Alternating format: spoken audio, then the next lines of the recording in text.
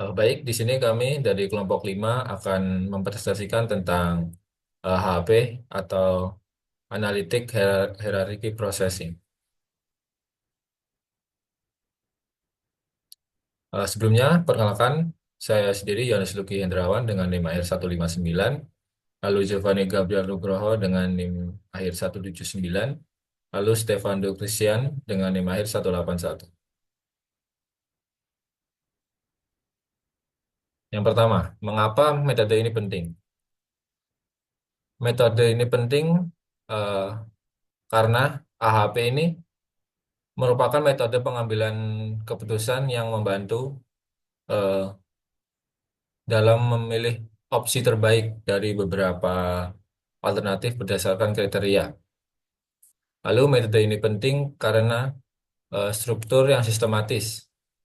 Struktur yang sistematis ini dalam AHP menyediakan pendekatan yang terorganisir untuk memecahkan masalah yang kompleks.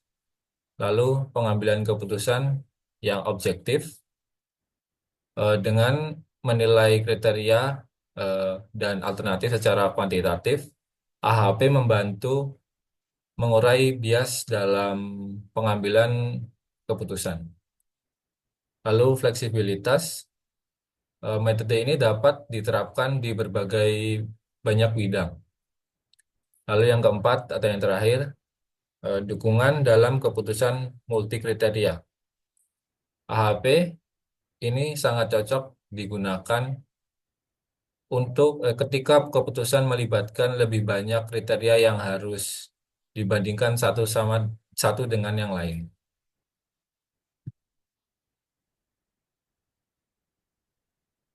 Lalu, apa gagasan pokok dari AHP? Gagasan pokok dari AHP adalah mengubah masalah keputusan yang kompleks menjadi sebuah struktur hierarkis di mana setiap elemen dalam hierarki memiliki hubungan yang jelas.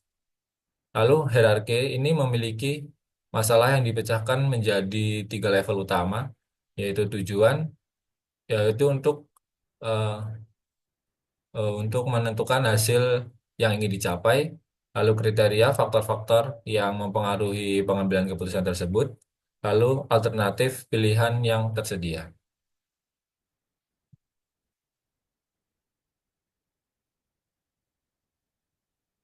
Baik, selanjutnya kita akan berlanjut ke bagaimana langkah-langkahnya. Di sini terdapat 6 langkah. Yang pertama itu adalah pra-proses data, di mana pra-proses data kami itu melakukan ordinal encoding yang di mana akan mengubah data teks menjadi angka sesuai dengan skala yang sudah ditentukan. Nah, lalu skala ini nantinya merujuk pada suatu tingkat kepuasan ataukah tingkatan yang dari terburuk hingga terbaik. Lalu yang kedua adalah mengidentifikasi tujuan, kriteria, dan alternatif. Pada tahap ini akan menentukan tujuan utama pengambilan keputusan. Selanjutnya, memilih kriteria-kriteria yang akan digunakan untuk mengevaluasi serta daftar alternatif yang nantinya akan dibandingkan berdasarkan kriteria tersebut. Yang ketiga adalah membuat matriks perbandingan berpasangan untuk kriteria yang dipilih. Di sini, matriks ini akan berisi perbandingan antar kriteria untuk menentukan tingkat kepentingan relatifnya, di mana setiap nilai dalam matriks menggambarkan sejauh mana satu kriteria lebih penting dibandingkan kriteria lainnya.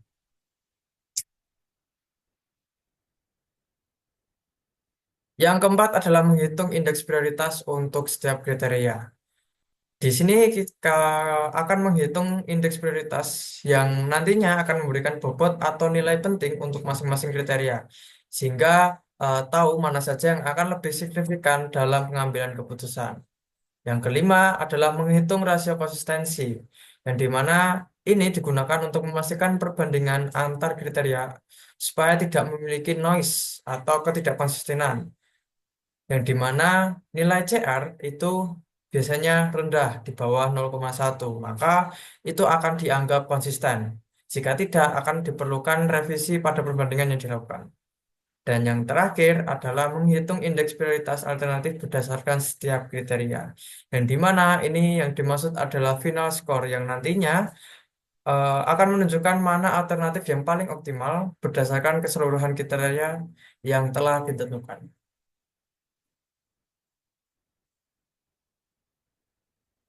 Lalu kita masuk ke dataset. Nah, dan di sini kita memakai dataset dari game, rekomendasi game dari platform Steam. Nah, di sini seperti ini datasetnya berisikan seperti app ID, title, lalu data rilis, win, Mac, Linux, rating, positive ratio, user review, price final, price original, diskon, dan Steam Deck.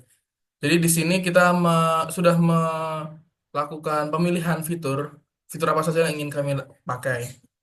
Yang pertama yaitu title yang mana berisikan judul-judul game yang berada di platform Steam, lalu juga rating yang mana itu sebagai penilaian baik buruknya game tersebut, lalu juga ada user review yang mana nanti itu berisi tentang kita pakai sebagai tingkat popularitas yang mana semakin banyak reviewnya berarti semakin populer game tersebut. Dan juga yang terakhir price final yang mana itu merupakan harga dari game tersebut.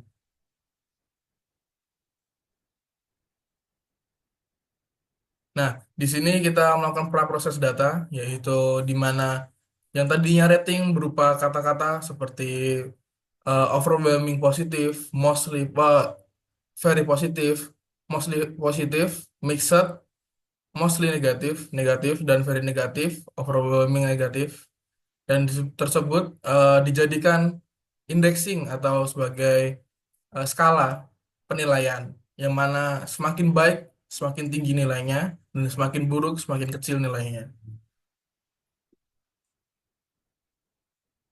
Lalu yang kedua mengidentifikasi tujuan atau kriteria yang alternatif ya seperti saya katakan tadi kita memilih fitur-fitur yang kami perlukan seperti game title, lalu rating serta user review serta price final. Lalu yang ketiga membuat matriks perbandingan yang mana di sini kita menentukan tinggi atau pentingnya fitur-fitur yang kami pakai yaitu seperti price yang mana price ini merupakan kriteria nilai kriteria yang paling tinggi. Lalu disusul dengan user rating serta popularitas.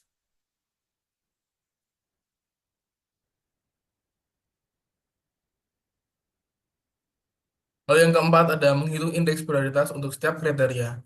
Nah, di sini setelah tadi menentukan membuat matriksnya, lalu di sini kita menentukan prioritasnya dari segala aspek, maksudnya yang saya maksud sebagai totalnya atau keseluruhan nilai keseluruhan antara dari dari price lalu dari harganya price lalu dengan popularitas serta serta ratingnya. Lalu di sini kita membuat rasio konsistensinya yang mana kita mendapatkan hasil 0,0477 sekian yang merupakan matriks yang kami punyai adalah konsisten. Lalu yang keenam, langkah keenam, menghitung indeks prioritas alternatif berdasarkan setiap kriteria, yang mana kita melakukan perhitungan dari nilai-nilai yang telah kita miliki dari tabel tersebut dikalikan dengan bobot atau indeks yang telah kami indeks dari setiap kriteria seperti price yang mana price kita ubah datanya jadi satu per price. Kenapa? Supaya menjadikan semakin tinggi nilainya, semakin rendah harganya itu semakin baik. Lalu ya, kita lakukan perhitungan dan seperti yang telah berada di layar untuk hasil akhirnya sebagai berikut yang sudah dilampirkan oleh teman saya. Jadi kesimpulannya, AHP atau Analytical Hierarchy Process dapat menjadi alat yang berharga untuk membuat keputusan yang bebas dari bias dan memastikan keputusan mencerminkan nilai dan prioritas kita. Jadi dalam kasus ini, yang mana bisa dikatakan kita melakukan membuat sistem rekomendasi dengan berdasarkan nilai yang kita dapatkan dari bobot-bobot yang telah kita tentukan sendiri. Seperti itu. Eh, Sekian dari kelompok saya. Apabila terdapat kesalahan kata atau kekurangan, mohon maaf.